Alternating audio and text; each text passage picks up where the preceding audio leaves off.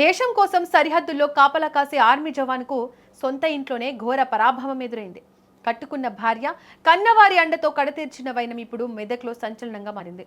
నమ్మిన ప్రాణం నట్టేట ముంచిన తీరు చూసి స్థానికులు విస్తుపోతున్నారు. ఉత్తరాఖండ్లో ఆర్మీ సుబేదార్గా పనిచేసిన కుమార్ గౌడ్ సెలవులపై ఇంటికి రావడం ఇప్పుడు మృత్యువును కొని తెచ్చింది. మెదక్ మండలం ర్యాలమడుగుకు చెందిన కుమార్ భార్య పద్మ, ఇద్దరు కుమార్తెలు ఉన్నారు. మెదక్లోని మిలిటరీ కాలనీలో వీరు నివాసం ఉంటున్నారు. కుమార్ గౌడ్కు గత కొంతకాలంగా ఓ మహిళతో పరిచయం ఉంది. ఆ వివాహేతర సంబంధమే దంపతుల మధ్య చిచ్చు పెట్టింది. తరచూ గొడవలు జరగడంతో పంచాయతీలు కూడా జరిగాయి. పరిస్థితి సర్దుబాటు అవుతుందని అందరూ అనుకున్నారు. పరిస్థితి అలా లేదు. పద్మ తన పుట్టింటికి వెళ్లిపోయింది. మెదక్లోని ఇంట్లో ఏర్పాటు చేసిన సీసీ కెమెరాలు పద్మ మొబైల్కు కనెక్ట్ అయి ఉన్నాయి. శనివారం రాత్రి కుమార్ ఇద్దరు మహిళలతో ఇంట్లో ఉండడం పద్మ కెమెరాలో గమనించింది. అది చూసిన వెంటనే పద్మ ఆవేశంతో ఊగిపోయింది.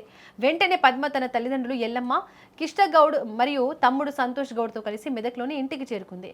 కుమార్ను నిలదీసింది. మాట పెరగడంతో గొడవ తీవ్ర రూపం దాల్చింది. నిందితులు నలుగురు కర్రలతో కుమార్పై విచక్షణ రహితంగా దాడి చేశారు.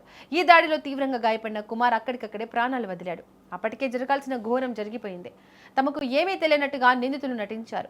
ఆదివారం కుమార్ సోదరుడు రవీందర్కు ఫోన్ చేసి కుమార్కు శ్వాస తీసుకోవడం ఇబ్బందిగా ఉందని చెప్పి ఆసుపత్రికి తరలించారు. రవీందర్ ఆసుపత్రికి వెళ్లేసరికి కుమార్ మరణించాడు. మృతదేహంపై తీవ్రమైన గాయాలు ఉండటాన్ని రవీందర్ గమనించాడు. వెంటనే పోలీసులకు సమాచారం ఇచ్చారు. పోలీసులు రంగంలోకి దిగారు. పద్మను విచారించడంతో అసలు నిజం బయటపడింది. ఆవేశంలో చేసిన పనికి తాము భర్తను కోల్పోయామని ఒప్పుకుంది. పోలీసులు పద్మ, ఆమె తల్లిదండ్రులు, తమ్ముడిని అదుపులోకి తీసుకున్నారు. రవీందర్ ఇచ్చిన ఫిర్యాదు మేరకు కేసు నమోదు చేశారు. ఈ ఘటనలో ఇంకెవరైనా ఉన్నారా అనే కోణంలో దర్యాప్తు కొనసాగుతోంది. జవాన్ను చంపిన వారిపై కఠిన చర్యలు తీసుకోవాలని స్థానికులు కోరుతున్నారు. చిన్న గొడవలు ప్రాణాలను తీస్తాయని ఈ ఘటన నిరూపించింది.